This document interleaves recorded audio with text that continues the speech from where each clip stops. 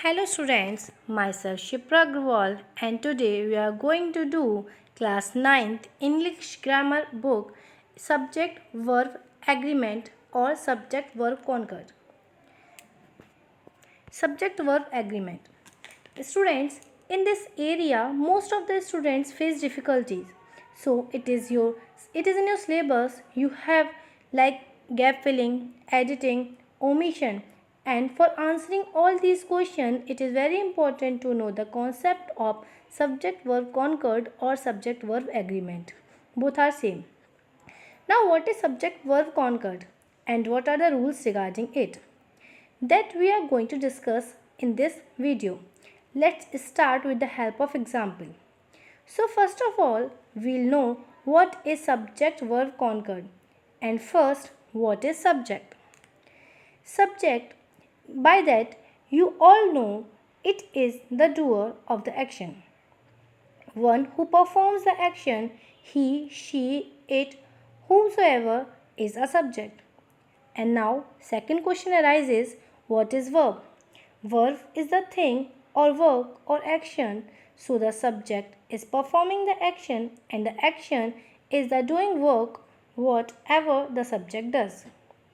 Now third thing is concord or agreement. Now concord is an agreement like there is an agreement or bond between subject and verb which we call as subject verb agreement or subject verb concord. So what is that bond all about? It is that the subject says that if I am a singular, you will also be singular. Then verb says it's okay, I agree to you, and similarly verb says to the subject that if you are plural, I will also be plural. So this is a mutual agreement between the two that subject and the verb they agree to each other and share a bond to each other. So let's start and move ahead to the details. Introduction. Students, as I have told you that what is subject. Subject बेटा क्या है? Subject एक person है, कुछ भी ऐसी चीज़ है जिसके द्वारा काम को किया जा रहा है, वर्ब को परफॉर्म किया जा रहा है या एक्शन कोई भी किया जा रहा है, that is known as subject. And what is verb? As I have told you कि जो भी काम हो रहा है, जो भी वर्क किया जा रहा है, दैट इज़ वर्ब. जैसे कि he is playing cricket, in this he is a subject, playing is a verb. And what is agreement and concord, ये मैंने आपको एक्सप्लेन करा था. एग्रीमेंट क्या है? इन दोनों की म्यूचुअल अंडरस्टैंडिंग है. लाइक सब्जेक्ट कह रहा है वर्ब से कि अगर तुम सिंगुलर होगी तो मैं भी सिंगुलर होऊंगा, तो वर्ब कह रहा है इट्स ओके. अगर तुम प्लूरल होंगे तो मैं भी प्लूरल होऊंगा. It means subject singular, verb singular, subject plural, verb plural. बेटा इस रूल को बहुत अच्छे से समझ लेना क्योंकि आपके एग्ज़ाम्स के लिए बहुत इंपॉर्टेंट है और आगे 10th में भी आने वाला है सब्जेक्ट वर्ब कॉन्कर्ड. इसमें क्या होता है कि सब्जेक्ट और वर्ब दोनों एक दूसरे से एग्री करते हैं. अगर सब्जेक्ट सिंगुलर होता है, वर्ब सिंगुलर होता है, सब्जेक्ट प्लूरल होगा तो वर्ब प्लूरल होगा. और otherwise if there is any change तो I am going to tell you about the rules. मैं आपको रूल्स बताने वाली हूँ. चलिए we are starting with the introduction. You already know what is subject and verb are in a sentence. Subject क्या होते हैं, verb क्या होते हैं, आपको पता ही है. जैसे मैंने आपको बताया है, he is playing cricket, he subject है, play verb है. Subject is a noun or pronoun that tells us what the sentence talks about. Subject क्या होता है? एक noun होता है और pronoun होता है जिसमें हमें पता चलता है कि किसके बारे में बात की जा रही है. And verb represents the action in the sentence. और वर्ब क्या है? एक एक्शन है, एक रिप्रेजेंट कर रहा है. जैसे प्ले, प्ले एक एक्शन है, प्ले है, read, study, these all are the action और verb. Then what is subject verb concord. अब सब्जेक्ट वर्ब कॉन्कर्ड क्या है? It means that the subject and the verb in a sentence should agree और match. इसका मतलब ये है कि जो सब्जेक्ट है और वर्ब है वो मैच होने चाहिए. like subject singular, verb singular, subject plural, then verb plural. Otherwise the sentence will not sound right. नहीं तो जो sentence है वो सही नहीं होगा. Let's understand the basic rules of the subject verb concord. अब हम कुछ basic rules पढ़ने वाले हैं. These all are very important please बहुत अच्छे से सुनिए, समझिए। Rule number 1, the verb and subject must agree in number. जो वर्ब हैं और सब्जेक्ट हैं वो नंबर में एग्री होने चाहिए। लाइक मैंने as I have told you, singular singular, plural plural, subject singular, verb singular, subject plural, verb plural. This means that if the subject is singular, the verb should also be singular, and if the subject is plural, the verb should also be plural. Example, he plays football. अब he क्या है बेटा, singular है, और play को हमें singular बनाने के लिए उसमें एस ऐड करना पड़ा, तो ये सिंगुलर हो गया। प्लेज सिंगुलर वर्ड है, तो he plays football, singular, he singular, verb singular. They play football, अब दे क्या है, प्लूरल है, और प्ले भी प्लूरल वर्ब है, तो they plural means subject plural, verb plural. I hope it is clear. Now the basics we are going to do. Basic rules are, a singular subject need a singular verb means subject singular, verb singular. Plural subject need a plural verb means subject plural or verb plural. Basic pattern are as follows. First person, I walk, we walk. I is singular, it means it is taking. I is singular but it is taking. Walk, we walk. Singular. Second person, you walk, you walk. Third person, he she it walks. इसमें क्या है, वॉक्स। देखिए आई जो है plural उसमें आता है word में, तो I walk, we walk, you walk, he she singular में आ गए, वॉक्स। ये बेटा पर्सन्स के अकॉर्डिंग है, सिंगुलर प्लूरल के अकॉर्डिंग है, वो पर्सन्स के अकॉर्डिंग है। And they walk. अब देखिए पिक्चर में जैसे आपको दिखाई दे रहा है, both are shaking their hands. Subject and verb means agreement. Subject is agree, verb is agree, subject is verb is agree. Next is the number of the subject singular or plural. The number of the subject singular or plural will not change due to words, phrases in between the subject and the verb.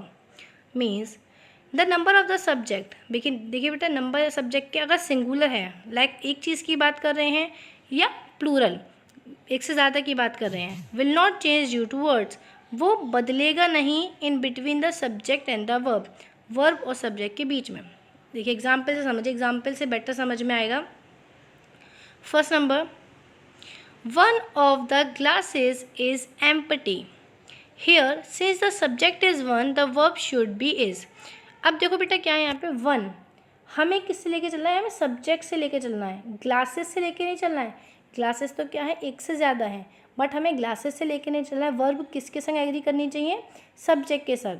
Subject means one subject है, तो one क्या है, singular. It means जो हमारी verb रहेगी, जो हमारी helping verb रहेगी is, it will also be singular. Second वाले पे आ जाइए। The bouquet of red roses smells so sweet. जो बुके है, देखो बेटा बुके क्या है, एक बंच है, कलेक्टिव नाउन है, एक पूरा ग्रुप है, लेकिन हम कलेक्टिव नाउन को एक सिंगल कंसीडर करते हैं, तो हम अलग अलग फ्लावर्स लेके नहीं चलेंगे, तो वो फ्लावर्स हो जाएंगे बहुत सारे, बट हमने एक बुके ले लिया, पूरा एक सिंगुलर में कंसीडर करा है।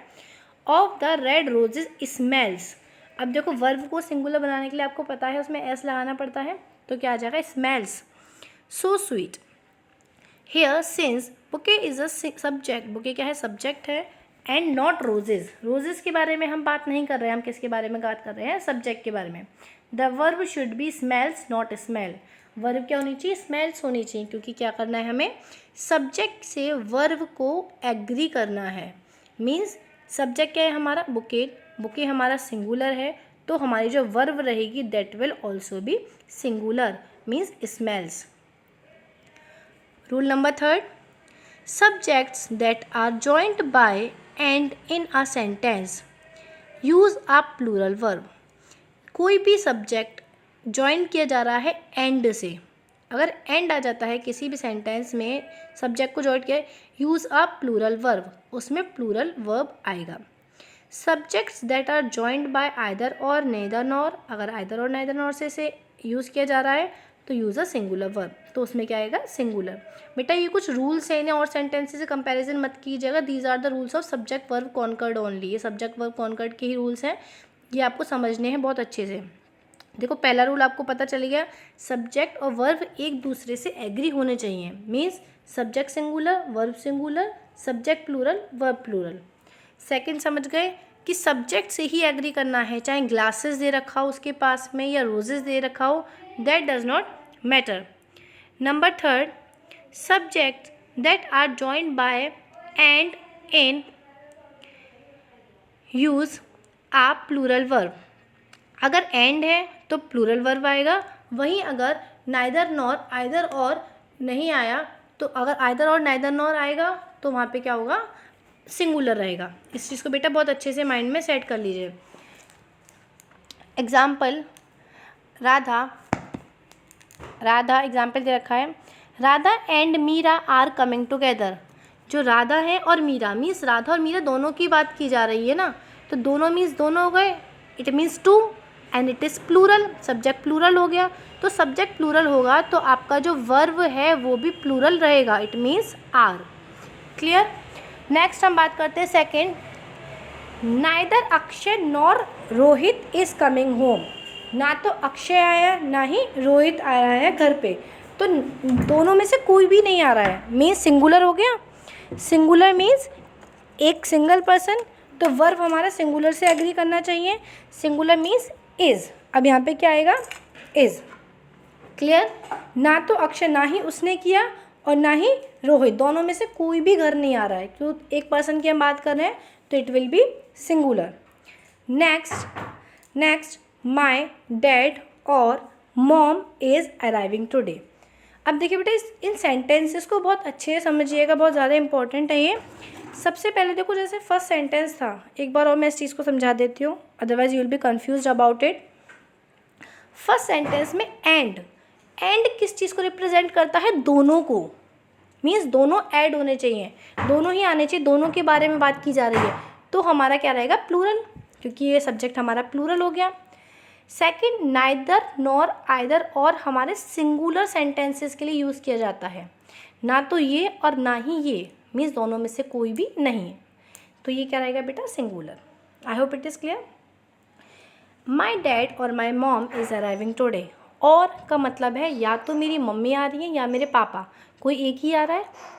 एक आने का मतलब है सिंगुलर, तो ये क्या रहेगा बेटा, सिंगुलर वर्ब इसके साथ यूज़ की जाएगी। क्लियर। अब नेक्स्ट रूल नंबर 4 के बारे में हम बात करते हैं।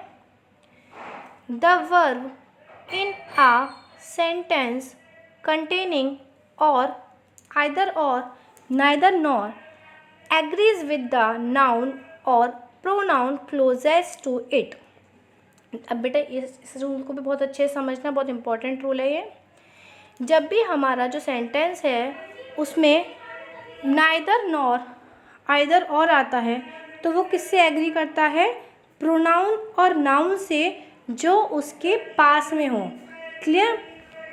जो उसके पास में रहेंगे उससे ही एग्री किया जाएगा। लाइक एक एग्जाम्पल देके समझाती हूँ मैं, एग्जाम्पल से समझिए बेटा अच्छे से। Neither the shoes nor the bag. देखो पहले तो नाइदर नॉर का एक हमने एग्जाम्पल समझा था, उसमें क्या था, कोई भी एक, तो वहाँ पे हमारा सिंगुलर रहेगा, नाइदर नॉर रहे चाहे आइदर और रहे तो आपका सिंगुलर ही आएगा। अब यहाँ पे दे रखा है कि अगर सेंटेंस नाइदर नॉर आइदर और से स्टार्ट होता है तो हम किससे एग्री करते हैं, जो नाउन और प्रोनाउन उसके पास में हो, उसके क्लोज में हो। Like neither the shoes nor the bag matches the dress. Like neither the shoes nor the bag matches the dress. Here bag is closest. अब देखो बैग पास में है वर्ब के, वर्ब क्या है हमारी, मैच, मैच हमारी वर्ब है, मैचेस। अब इसके पास में क्या है, बैग, और बैग क्या है, सिंगुलर है। समझ पा रहे हैं। जैसे हमारा नॉर है, नॉर के पास में क्या है, शूज़ है, ये भी सिंगुलर है, तो हम सिंगुलर से मैच करके हम सिंगुलर वर्ब को यूज़ करेंगे। अब हम ये देखो एक बार अच्छे समझ लो इसे बेटा। The verb in the sentence containing either और neither nor agrees with the noun और the pronoun closest to it. कोई भी सेंटेंस जिसमें नाइदर नॉर हो आइदर और हो, वो किससे एग्री करता है, नाउन और प्रोनाउन से जो इसके पास में है। अब जैसे देखो हमारा मैच है, मैच के पास में क्या है, बैग है, बैग सिंगुलर है तो क्या हो गया, मैचेस। क्लियर। सेकंड देखिए एग्जाम्पल, नाइदर द बैग। अब बेटा देखो शूज़ तो एक से ज़्यादा थे ना, तो इसलिए इससे एग्री नहीं करेगा। जो शूज़ हैं सॉरी वो एक से ज़्यादा है, प्लूरल है, तो इससे एग्री नहीं करेगा। एग्री किससे कर रहा है? बैग से, जो वर्ब के पास में है, मैच के पास में है। Second, neither the bag not the shoes. Shoes is match. अब देखो मैच के पास में मीन्स वर्ब के पास में शूज़ आ गया। Shoes means plural. क्लियर हो रहा है? प्लूरल के आने पे अब हम क्या करेंगे? मैचेस। मैचेस मतलब जो सिंगुलर था उसको हटा के हम मैच कर देंगे, मीन्स प्लूरल वर्ब में कन्वर्ट कर देंगे। क्लियर? समझ में आया बेटा? अगर मैच के पास में सिंगुलर है मीन्स बैग है सिंगुलर, तो मैचेस हो जाएगा। वहीं अगर मैच के पास में प्लूरल है लाइक शूजेस, प्लूरल रहा, तो ये क्या हो जाएगा बेटा? प्लूरल हो जाएगा। आई hope it is clear. Rule number 5th. When the subject is followed by words such as well as, along with, besides, not, etc., ignore them and use a singular verb if the subject is singular. इसको भी बेटा बहुत अच्छे से सुनिए समझिए। देखिए, जब भी हमारे सेंटेंसेस में सब्जेक्ट वर्ब कॉन्कर्ड की किसी भी सेंटेंस में एज वेल एज आता है, अलॉन्ग विद, बिसाइड, नॉट, अगर ये सब कुछ आता है तो सब चीज़ इग्नोर करके सिर्फ आपको सब्जेक्ट पे ध्यान देना है। मीन्स अगर सब्जेक्ट सिंगुलर है तो वर्ब सिंगुलर रहेगी। ठीक है? Example, Matt as well as his dog is expected shortly. Matt और उसका डॉग भी जल्द ही आने वाले हैं। एक्सपेक्टेड में जल्द ही आने वाले हैं। अब बेटा देखो मैट भी है और as well as his dog भी है। दो जने हो गए, यहाँ पे दो लोग हैं, लेकिन हम किससे बात करेंगे? हम सब्जेक्ट से बात करेंगे। सब्जेक्ट क्या है हमारा? मैट। और ये जैसे कि हमने रूल में पढ़ा था, जहाँ पे भी एज वेल एज हो, अलॉन्ग विद हो, बिसाइड हो या नॉट हो, हमें कुछ नहीं देखना है, हमें सिर्फ सब्जेक्ट को देखना है। सब्जेक्ट सिंगुलर है तो हमें सिंगुलर वर्ब लगानी है, means is. Clear? Matt singular है, एज वेल एज दे रखा है, तो हमें वर्ब क्या लगानी पड़ेगी? इज़ लगानी पड़ेगी, सिंगुलर लगानी पड़ेगी। Next second, Prateek along with his brother is going to school. अब हमें क्या देखना है? प्रतीक देखना है। प्रतीक मीन्स सब्जेक्ट, सब्जेक्ट हमारा सिंगुलर है, then verb will also be singular, means is. हमें ये नहीं देखना है with his brother or not क्या दे रखा है, हमें ये देखना है प्रतीक के साथ अलॉन्ग दे रखा है। अलॉन्ग मीन्स हमें कुछ नहीं देखना है। Along as well as besides में हमें डायरेक्टली क्या देखना है? सिर्फ जो हमारा सेंटेंस है, जो हमारा सब्जेक्ट है वो सिंगुलर होना चाहिए, तो हम वर्ब भी सिंगुलर ही रखेंगे। Next, rule number 6.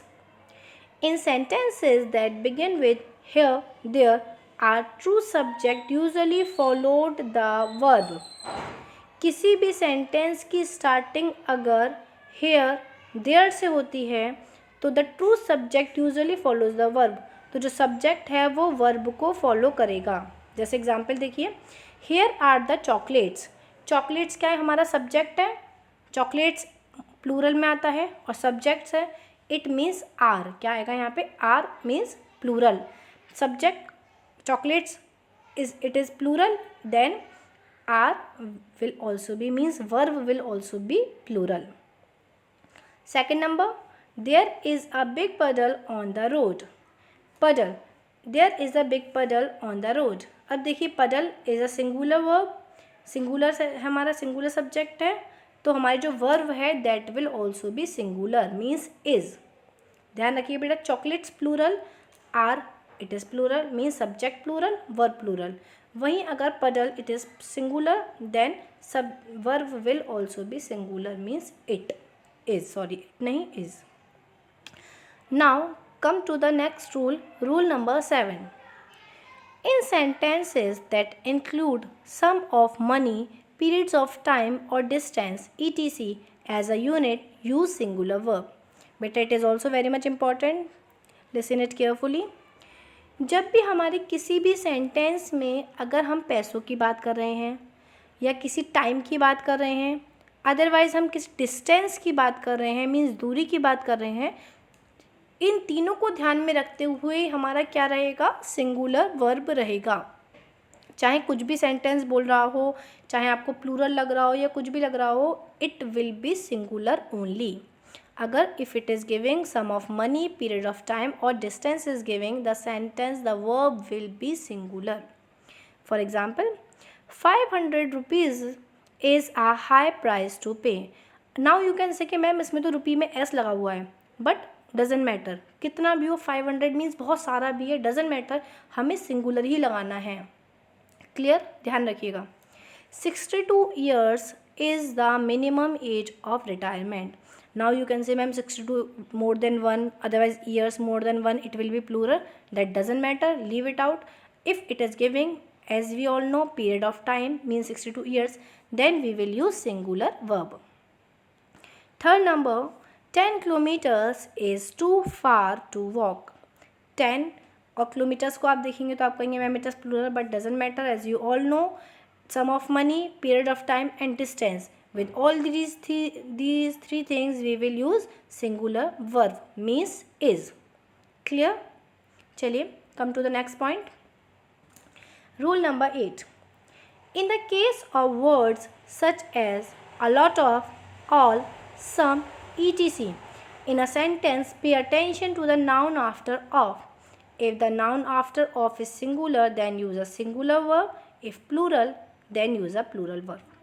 Beta, it is also a very important sentence. Make sure about it.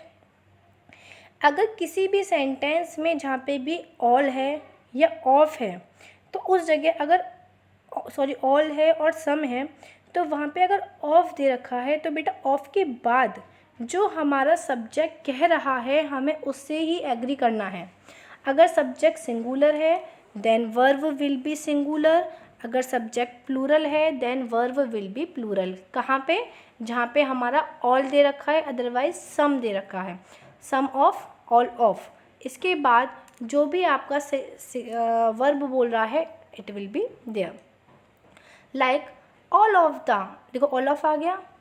Cake is gone, all of the cake is gone. All of the, हमने देखा कि ऑल के बाद ऑफ दे रखा है, cake दे रखा है, cake is singular, then verb will also be singular. Subject is singular, then verb will also be singular. Okay, next, all of the cakes are gone. Cakes means plural है आपका, all of दे रखा है, plural दे रखा है. Cakes, it means verb will also be plural. A lot of cake is gone. A lot of दे रखा है, वही all of, a lot of, some of. A lot of is given. Of के बाद हमें देखना है सब्जेक्ट क्या है, cake. Cake is singular, it means we will use singular verb means is.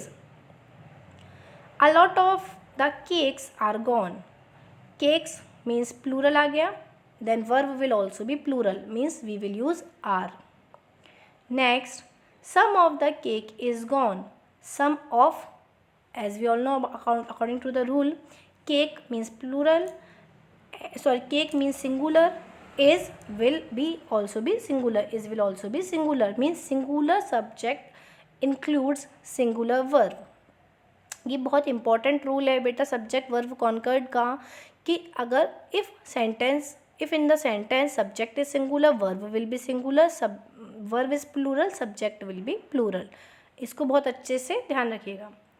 6 number, some of the cakes are gone. Some of, as we all know, of they रखा है, sum of they रखा है.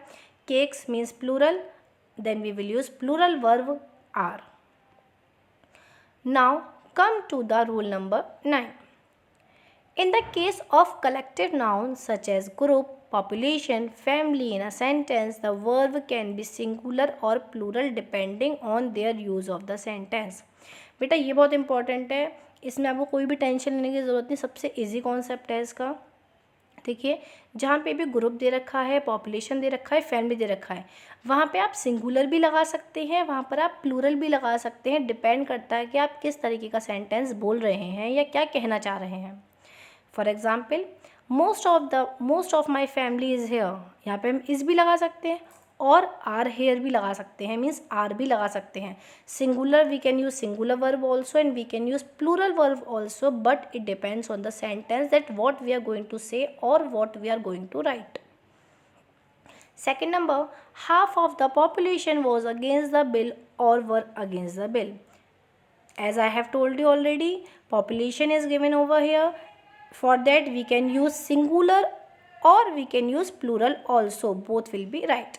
So don't worry about it. There is no confusion. You can use singular also or plural also if group, population, family is given in any sentence.